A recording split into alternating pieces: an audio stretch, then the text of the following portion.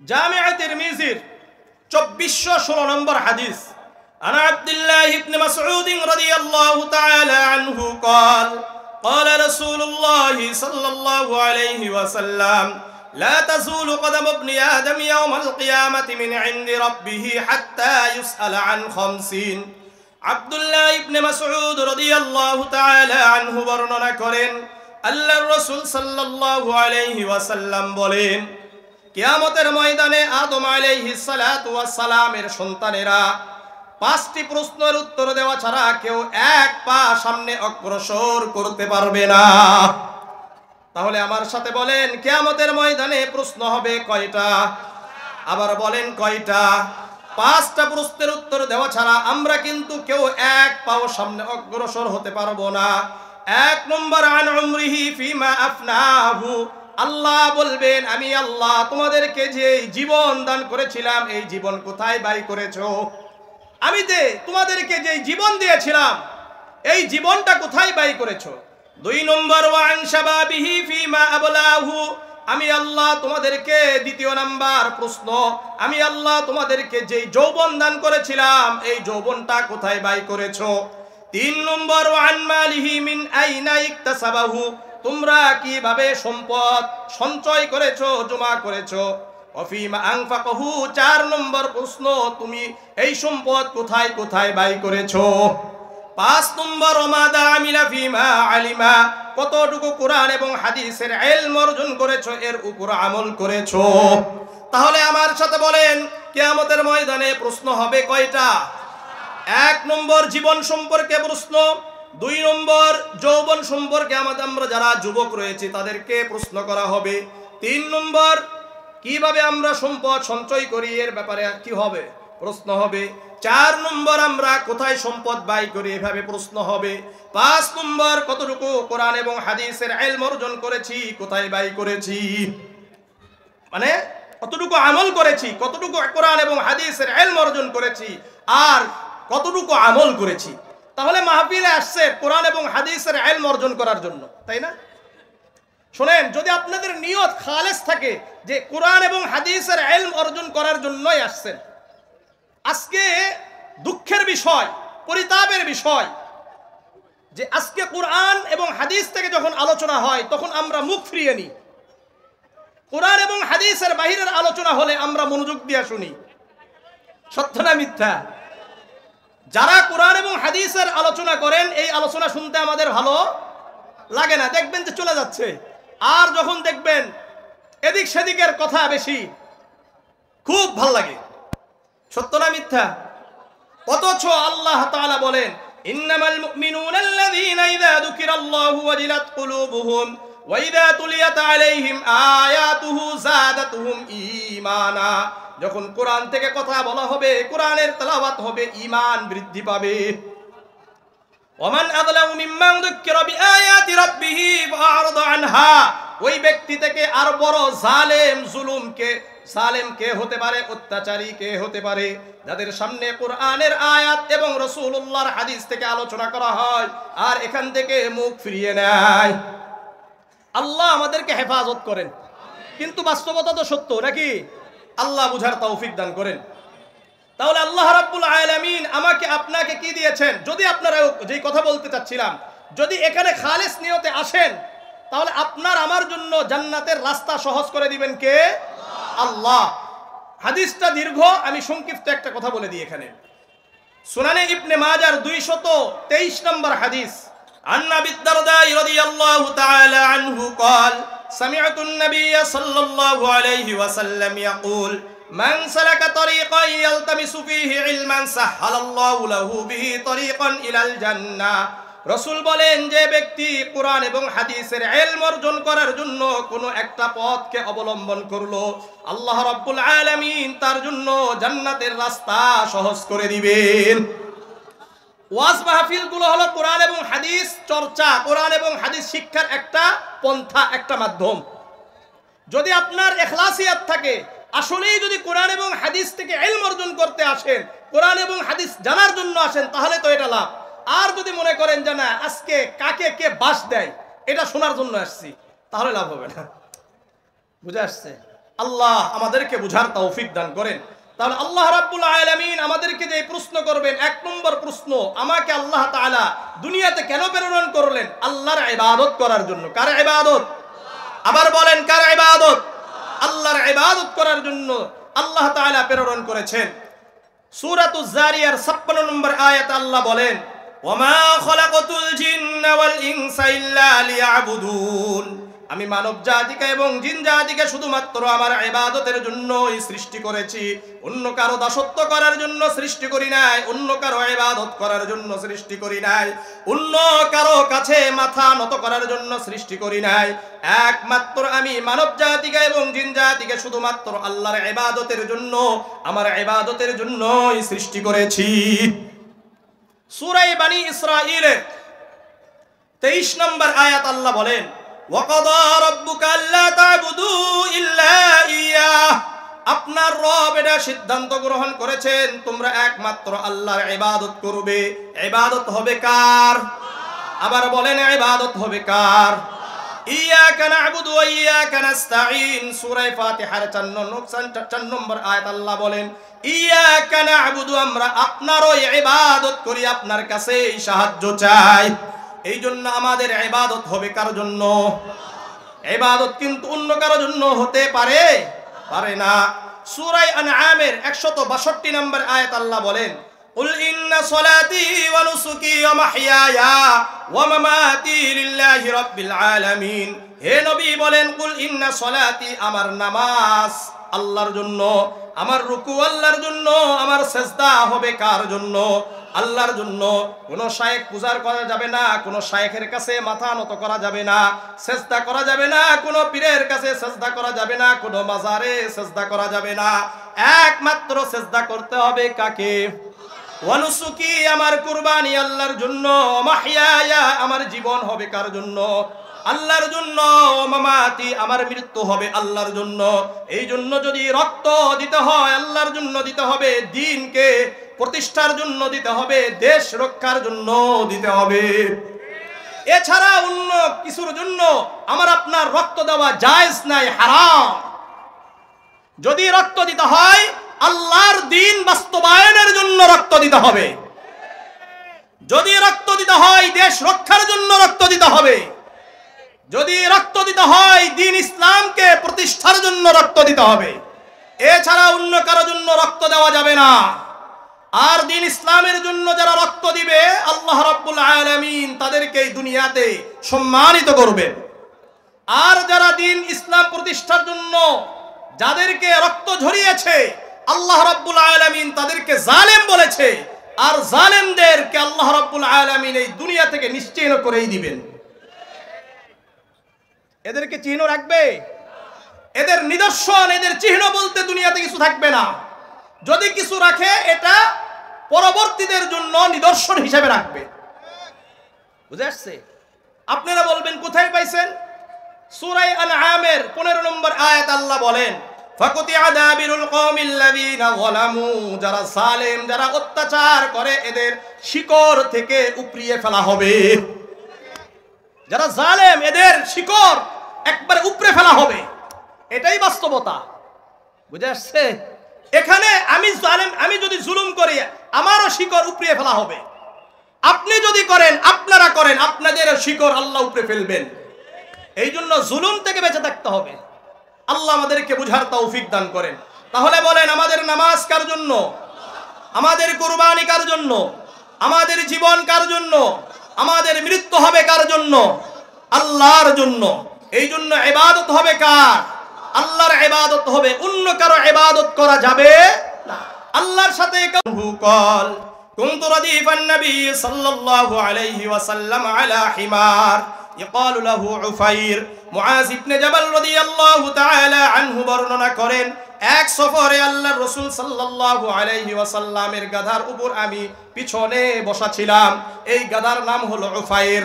উফাইর নামক একটা গাধার পিছনে মুআজ ইবনে জাবাল রাদিয়াল্লাহু তাআলা আনহু বলছেন, আমি আল্লাহর রাসূলের পিছনে বসা। হঠাৎ আল্লাহর রাসূল সাল্লাল্লাহু আলাইহি ওয়াসাল্লাম বললেন, ইয়া মুআজ, হে মুআজ শোনো, হাল তাদরি হাক্কুল্লাহি আলাল ইবাদি ওয়া মা হাক্কুল ইবাদি আলাল্লাহ। হে মুআজ, তুমি কি জানো বান্দার উপর আল্লাহর কি কি হক রয়েছে আর আল্লাহর উপর বান্দার কি কি হক রয়েছে?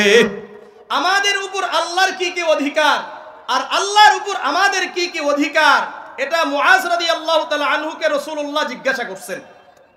মুআজ ইবনে জাবাল রাদিয়াল্লাহু তাআলা আনহু বললেন, আল্লাহু ওয়া রাসূলুহু আ'লাম, আল্লাহ এবং তার রাসূলই ভালো জানেন। আল্লাহর রাসূল সাল্লাল্লাহু আলাইহি ওয়াসাল্লাম বললেন, ফা ইন্না হাক্কাল্লাহি আলাল ইবাদি আন ইয়াবুদুহু ওয়া লা ইউশরিকু বিহি শাইআন। বান্দার উপর আল্লাহর হক হলো বান্দারা একমাত্র আল্লাহর ইবাদত করবে, আল্লাহর সাথে কাউকে শরীক করবে না। তাহলে আমার সাথে একটু বলেন, আমাদের উপর আল্লাহর হক কয়টা? দুটা। একমাত্র ইবাদত করব কার? দ্বিতীয় নাম্বার, আল্লাহর সাথে কাউকে শরীক করা যাবে না।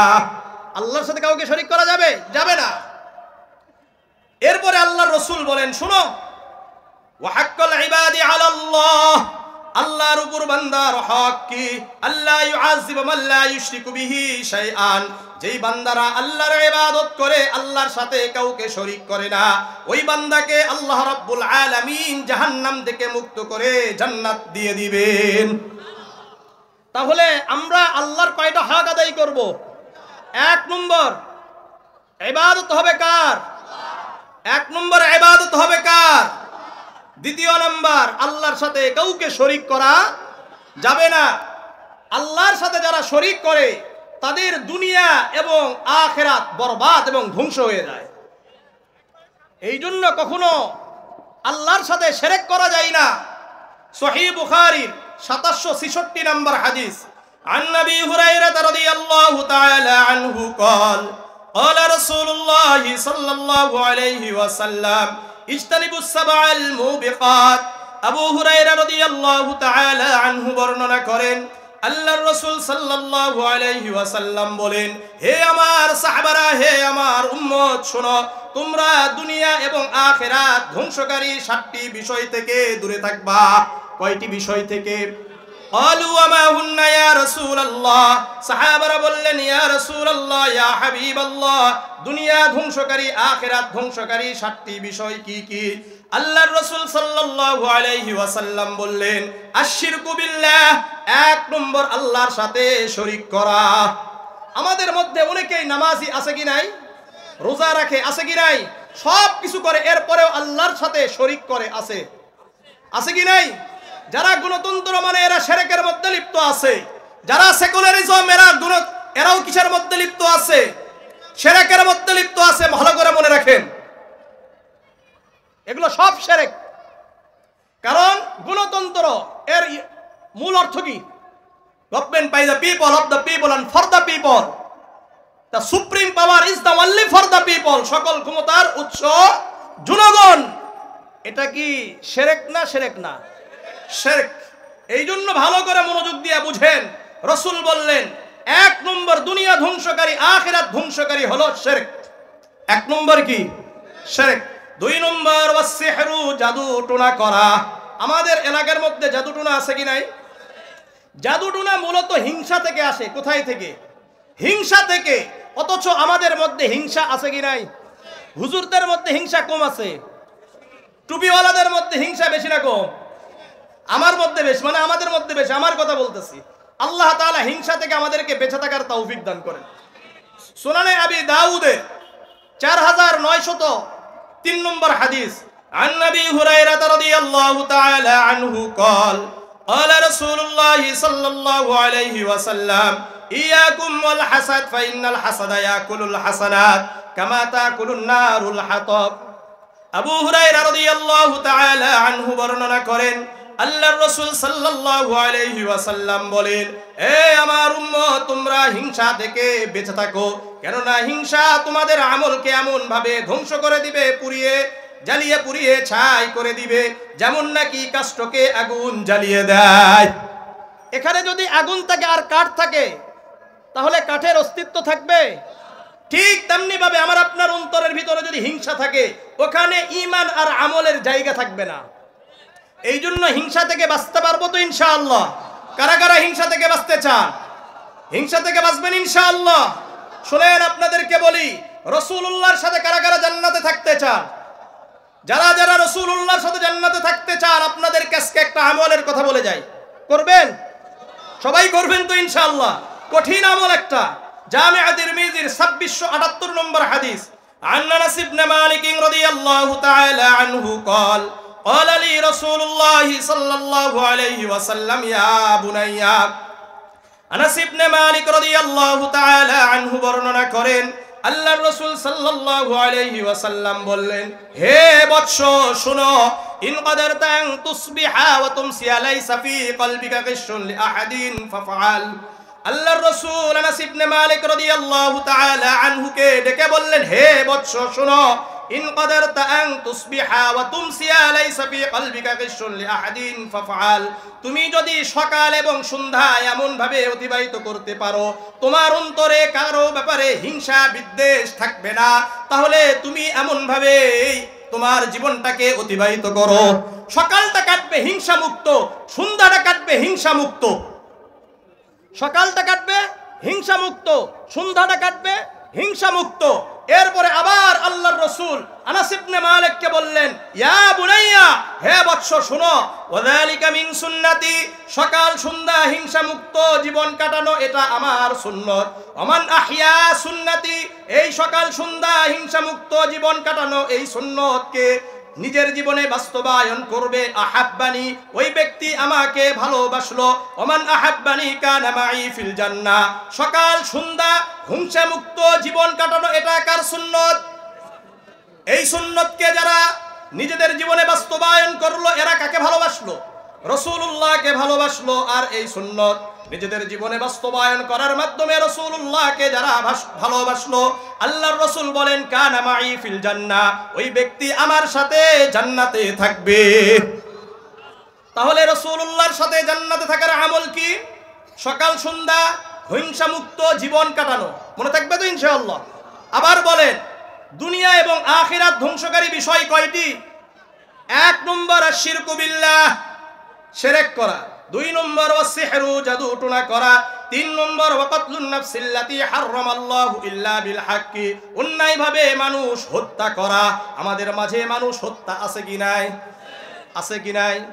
4 নম্বর ওয়াকলুর রিবা, সুদ খাওয়া আছে কি নাই? 5 নম্বর ওয়াকলু মালিল ইয়াতীম, ইয়াতীমের মাল আত্মসাৎ করা আছে কি নাই? বাবা মারা গেছে, ছোট ভাই বোনের মাল আত্মসাৎ করে, এরকম আছে কি নাই? ভাই মারা গেছে, ভাতিজা ভাতিজির মাল আত্মসাৎ করে, এরকম আছে কি নাই? আবার অনেক ভাইরা রয়েছেন নিজেদের বোনদের মাল আত্মসাৎ করে, আছে না? বোনেরা যখন বলে, ভাইজান আপনারা যদি আমাদের সম্পদটা একটু আলাদা করে দিতেন ভালো হতো, তখন আমাদের কিছু অসভ্য নির্লজ্জ ভাইরা আছে, তারা বলে, তাহলে কি সম্পর্ক রাখলি না? কি বলে? সম্পর্ক রাখলি না। এরকম অসভ্য নির্লজ্জ লুভি ভাই আছে কি নাই? এরকম ভাই থাকা ভালো না না থাকা ভালো?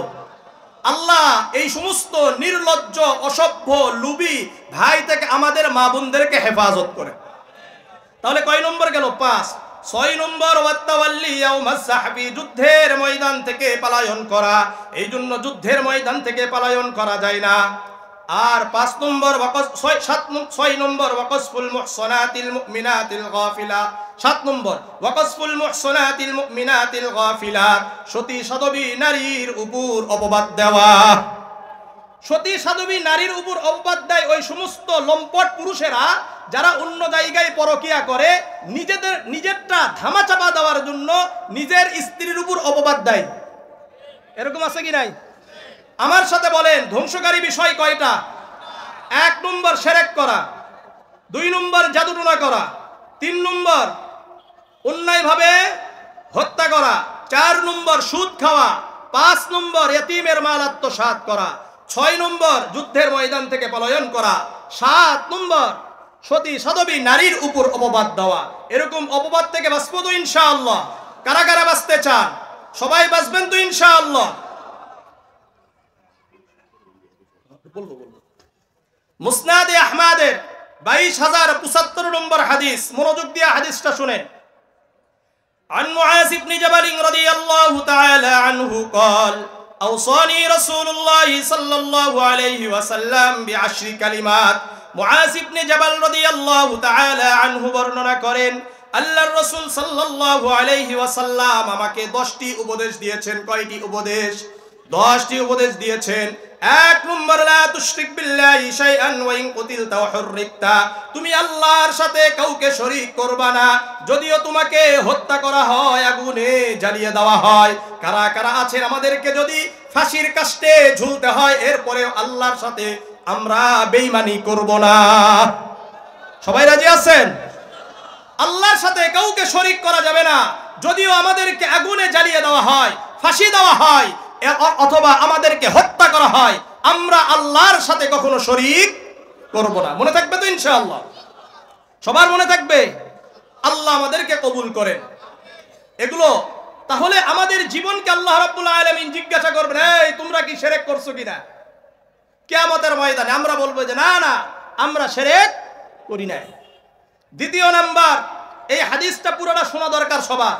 দ্বিতীয় নাম্বার, ওয়ালা তাউকুন্না ওয়ালিদাইক ওয়া ইন আমারাকা আন তাখরুজা মিন আহলিকা ওয়া মালিক। রাসূল বলেন, এই মুআয ইবনে জাবাল শোনো, ওয়ালা তাউকুন্না ওয়ালিদাইক ওয়া ইন আমারাকা আন তাখরুজা মিন আহলিকা ওয়া মালিক, তোমার বাবা মা যদি তোমাকে বাড়ি থেকে বের করে দেয়, সম্পদ থেকে বঞ্চিত করে, এরপরেও পিতা মাতার অবাধ্য হতে পারবা না। আমাদেরকে যদি আমাদের পিতা মাতা সম্পদ থেকে বের করে দেয়, আমাদেরকে যদি বাড়ি থেকে বের করে দেয়, এরপরেও কি পিতা মাতার অবাধ্য হওয়া যাবে? পিতা মাতার অবাধ্য হওয়া যাবে না। ভালো করে মনোযোগ দিয়ে বুঝেন, যারা পিতা মাতার অবাধ্য হবে, বড় আলেম হলেও এরা জান্নাতে যেতে পারবে না। এদের দিকে আল্লাহ তাআলা কিয়ামতের ময়দানে তাকাবেন না। সুনান নাসাইর 2562 নম্বর হাদিস, আন সালিম ইবনে আব্দুল্লাহ আন আবিহি قال قال رسول الله صلى الله عليه وسلم ثلاثة لا ينظر الله عز وجل إليهم يوم القيامة। সালিম ইবনে আব্দুল্লাহ তার বাবা থেকে বর্ণনা করেন, আল্লাহর রাসূল সাল্লাল্লাহু আলাইহি ওয়াসাল্লাম বলেন, কিয়ামতের ময়দানে আল্লাহ রাব্বুল আলামিন 3 ব্যক্তির দিকে রহমতের দৃষ্টি দিবেন না। আমার সাথে বলেন, কিয়ামতের ময়দানে কয়জন ব্যক্তির দিকে আল্লাহ তাআলা রহমতের দৃষ্টি দিবেন না? এক নম্বর, আল আক্কু লিওয়ালিদাইহি, পিতা মাতার অবাধ্য সন্তানের দিকে আল্লাহ তাআলা রহমতের দৃষ্টি দিবেন না। 2 নম্বর, দাইয়ুস, দাইয়ুসের দিকে আল্লাহ তাআলা রহমতের দৃষ্টি দিবেন না। আমার সাথে বলেন, দাইয়ুস ওই পুরুষ, বলেন বলেন, দাইয়ুস ওই পুরুষ যেই পুরুষের অধীনস্থ নারীরা বেপরদায় চলাফেরা করে, গুনাহে লিপ্ত থাকে, কিন্তু ওই পুরুষের মাথা ব্যথা নাই, সচেতনতা নাই, উদাসীন থাকে, তার অধীনস্থ নারীদেরকে কিছু বলে না, এরকম পুরুষকে হাদিসের ভাষায় দাইয়ুস বলে। এরকম পুরুষকে হাদিসের ভাষায় কি বলা হয়? দাইয়ুস বলা হয়। উদাহরণ দেই, আমি মনে করলেন শাহ ওয়ালিউল্লাহ, আমি নামাজ পড়ি, কোরআন তেলাওয়াত করি, জিকির করি, ইমামতি করি, ওয়াজ মাহফিল করি, সব কিছু করি, কিন্তু আমার অধীনস্থ আমার স্ত্রী আছে, আমার অধীনস্থ আমার কন্যা মেয়ে আছে, আমার অধীনস্থ আমার বোন থাকতে পারে, আমার অধীনে আমার মাও থাকতে পারে, কিন্তু তারা নামাজ পড়ে না, কোরআন তেলাওয়াত করে না, পর্দা করে না, বিভিন্ন গুনাহে লিপ্ত হয়, প্রতিদিন ফেসবুকে আপলোড করে ছবি। এরকম আছে কি নাই? এই যে বিষয়গুলো করে, গুনাহ করে, এ নিয়ে আমার কোনো মাথা ব্যথা নাই, আমি উদাসীন, এদেরকে আমি বলিও না, এদেরকে আমি কঠোর ব্যবস্থাও নিই না। হাদিসের ভাষায় আমি কি? দাইয়ুস। আমি যতই বড় মৌলবী হয়ে যাই না কেন, কিয়ামতের ময়দানে আল্লাহ তাআলা আমার দিকে রহমতের দৃষ্টি দিবেন না। তাহলে আপনাদের দিকে দিবেন নাকি? দিবে? দিবে না। পীর সাহেব হুজুর চরমনায়ের যদি অধীনস্থ নারীরা যদি বেপরদায় চলে, দিবে? আমাদের খতিব মুফতি আব্দুল মালিক হাফিজাহুল্লাহ অধীনস্থ নারীরা যদি বেপরদায় চলে, দিবে নাকি? মানে এরা সবাই দাইয়ুস, সবাই কি হয়ে যাবে? দাইয়ুস হয়ে যাবে। আর দাইয়ুসের দিকে আল্লাহ তাআলা রহমতের দৃষ্টি দিবেন না। তিন নম্বর ওয়াল মারআতুল মুতারাজ্জিলাতু, যেই নারী নারী হয়ে পুরুষের বেশভূষা ধারণ করে এরকম নারীর দিকে আল্লাহ তাআলা রহমতের দৃষ্টি দিবেন না। এই জন্য আপনাদেরকে বলি, শুনেন, স্ত্রী যদি আপনি আগেই দিনদার স্ত্রীকে বিবাহ করেন তাহলে এই দায়ুস থেকে বাঁচা যায়। এই জন্য বিবাহের আগেই ইসলাম বলে যে তুমি দিনদার নারীকে বিবাহ করো। কোন নারীকে? দিনদার নারীকে বিবাহ করো। সহিহ বুখারীর 5090 নম্বর হাদিস, আন নবী হুরায়রা রাদিয়াল্লাহু তাআলা আনহু قال قال رسول الله صلى الله عليه وسلم تنكح المرأة لأربع: لمالها ولحسبها ولجمالها ولدينها فاصبر بذات الدين। আবু হুরায়রা রাদিয়াল্লাহু তাআলা আনহু বর্ণনা করেন, আল্লাহর রাসূল সাল্লাল্লাহু আলাইহি ওয়াসাল্লাম বলেন, একজন নারীকে চারটা জিনিস দেখে বিবাহ করা হয়। কয়টা জিনিস দেখে? এক নম্বর লিমালিহা, তার সম্পদ দেখে বিবাহ করা হয়। দুই নম্বর ওয়ালি হাসাবিহা, তার বংশমর্যাদা দেখে বিবাহ করা হয়। তিন নম্বর ওয়ালি জামালিহা, তার সৌন্দর্য দেখে বিবাহ করা হয়। চার নম্বর ওয়ালি দীনিহা, তার দিনদারি দেখে বিবাহ করা হয়। এখন আল্লাহর রাসূল বলেন, ফাসবার বিজাতিদ দ্বীন, তুমি যদি দুনিয়াতে মুক্তি চাও, আখিরাতেও মুক্তি চাও, দুনিয়াতে কল্যাণ চাও, সুখ চাও, আখিরাতে মুক্তি চাও, তাহলে বিবাহের ক্ষেত্রে অবশ্যই অবশ্যই দিনদারিকে প্রাধান্য দাও। ফাসবার বিজাতিদ দ্বীন, যদি দিনদারিকে প্রাধান্য না দাও, রাসূল বলেন তারিবাত ইয়াদাকা, তোমার দুনিয়াও ধ্বংস, আখিরাতও ধ্বংস হয়ে যাবে। সুনানে ইবনে মাজার আরেকটা হাদিস শুনেন, 1859 নম্বর হাদিস, আনা আব্দুল্লাহ ইবনে আমর রাদিয়াল্লাহু তাআলা আনহু قال قال رسول الله صلى الله عليه وسلم لا تزوجوا النساء لحسنهن فعسى حسنهن أن يرضيهن। আব্দুল্লাহ ইবনে আমর রাদিয়াল্লাহু তাআলা আনহু বর্ণনা করেন, আল্লাহর রাসূল সাল্লাল্লাহু আলাইহি ওয়াসাল্লাম বলেন, এই তোমরা শুধুমাত্র নারীর সৌন্দর্য দেখে বিবাহ করো না। শুধুমাত্র নারীর সৌন্দর্য দেখে বিবাহ করা যাবে না। সুন্দর আছে, সাথে সাথে যদি দিন থাকে তাহলে ভালো, কিন্তু শুধুমাত্র সৌন্দর্য দেখে বিবাহ করা যাবে না। শুধুমাত্র যদি সৌন্দর্য দেখে বিবাহ করো তাহলে ক্ষতি কি? রাসূল বলেন, ফাসা হুসনুহুন্না ইউরদিয়াহুন্না, এই সৌন্দর্য তাকে নষ্ট করে দিবে। তাকে কি করে দিবে? নষ্ট করে দিবে। একটা নারীর ভিতরে আল্লাহর ভয় নাই, তাকওয়া নাই, এই নারী প্রতিদিন ছবি আপলোড দিবে কি দিবে না? এই নারী টিকটক করবে কি করবে না? এই নারী বিভিন্ন জায়গায় পরকিয়া করবে কি করবে না? এই জন্য রাসূল বলেন, নারীকে যখন বিবাহ করবা শুধুমাত্র তার সৌন্দর্য দেখে বিবাহ করা হবে না, বরং তার মধ্যে দিনদারি দেখতে হবে। ওয়ালা তাযাওজু, আমি হাদিস বলতেছিলাম না, তাকবীর, আব্দুল সাহেবের আগমন, আব্দুল সাহেবের আগমন, নারা তাকবীর, নারা তাকবীর, ওয়াজিবের পক্ষ থেকে, কাফেরের পক্ষ থেকে, নারা তাকবীর। ولا تزوجوهن لأموالهن فعسى أموالهن أن تطغيهن, তোমরা শুধুমাত্র নারীর সম্পদ দেখে বিবাহ করবা না, কেননা ফাসা আমওয়ালুহুন্না আন তুতগিয়াহুন্না, এই সম্পদ তাদেরকে তোমাদের অবাধ্য করে দিতে পারে।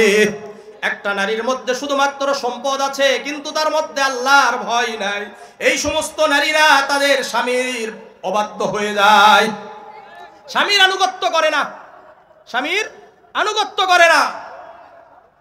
ওয়ালাকিন তাযাওজুহুন্না আলা দ্বীন, তোমরা নারীদেরকে বিবাহের ক্ষেত্রে দিনদারিকে প্রাধান্য দাও। কোনটাকে প্রাধান্য দিতে হবে? দিনদারিকে প্রাধান্য দিতে হবে। যেই নারীর মধ্যে চারটা বৈশিষ্ট্য থাকবে এই নারীর জন্য জান্নাতের 8টা দরজাই খুলে দেওয়া হবে।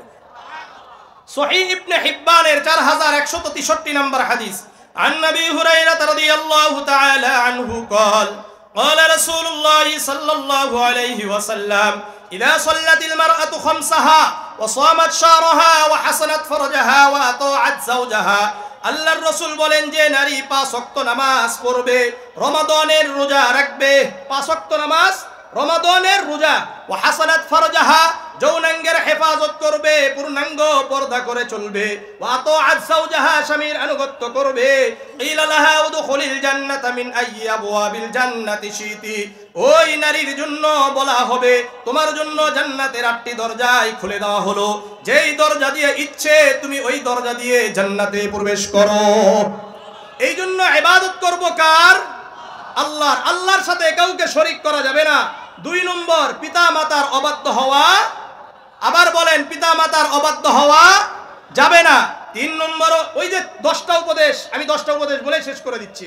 ওয়ালা তাতরুকান্না সালাতান মাকতুবাতান মুতাআম্মিদান ফাইন্না মান তারাকা সালাতান মাকতুবাতান মুতাআম্মিদান ফাকাদ বারিআত মিনহু জিম্মাতুল্লাহ।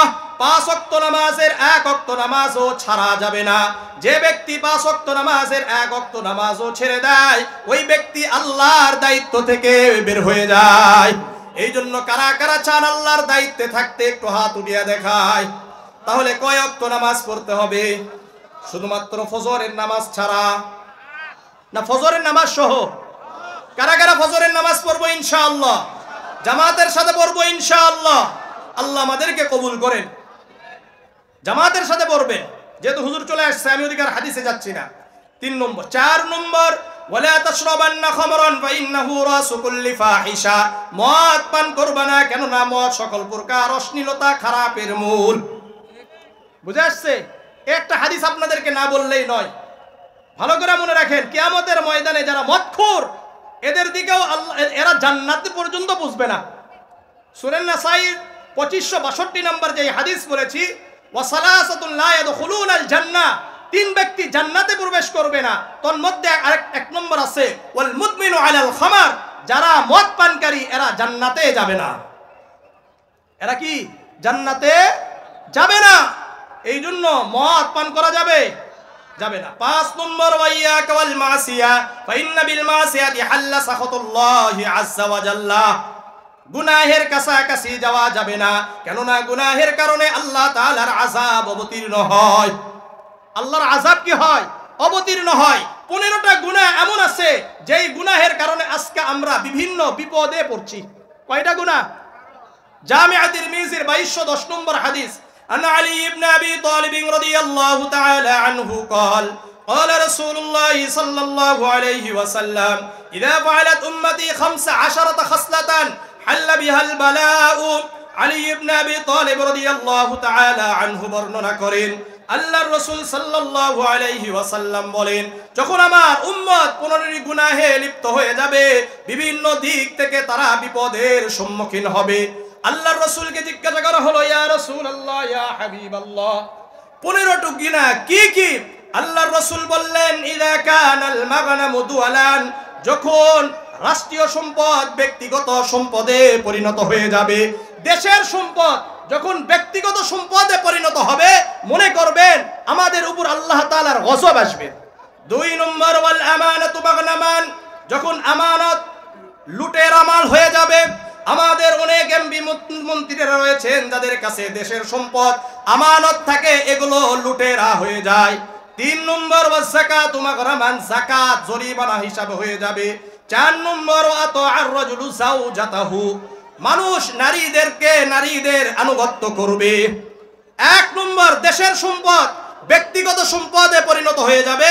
2 নম্বর, ওয়াল আমানাতু মাগনামান, যেগুলো আমাদের কাছে আমানত আছে এগুলো লুটেরা হয়ে যাবে। আমাদের দেশের বিভিন্ন দায়িত্বশীলরা থাকেন, এদের কাছে দেশের সম্পদ আমানত, এগুলো বিভিন্ন ভাবে সুইস ব্যাংক বিভিন্ন জায়গায় চলে গেছে কি যায় নাই? চলে গেছে কি যায় নাই? চলে গেছে। 3 নম্বর, ওয়াস যাকাতু মাগরামান, যাকাত এটা লুটে অর্থাৎ জরিমানা হিসাবে দেওয়া হবে। 4 নম্বর, আতাআর রাজুলু যাওজাতাহু, মানুষ নারীদের আনুগত্য করবে। 5 নম্বর, ওয়াক্কা উম্মাহু, মায়ের অবাধ্য হবে। 6 নম্বর, ওয়াবাররা সাদিকাহু, অন্যদেরকে বন্ধু হিসাবে গ্রহণ করবে। 7 নম্বর, ওয়াজাফা আবাহু, বাবাকে দূরে সরে দিবে। 8 নম্বর, ওয়ারতাফাতিল আসওয়াতু ফিল মাসাজিদ, মসজিদগুলোতে হই হাল্লা শুরু হয়ে যাবে। 9 নম্বর, ওয়াকানা যাঈমুল কওমি আরসালাহুম, একেবারে এলাকার নিকৃষ্ট ব্যক্তিরা নেতা হয়ে যাবে।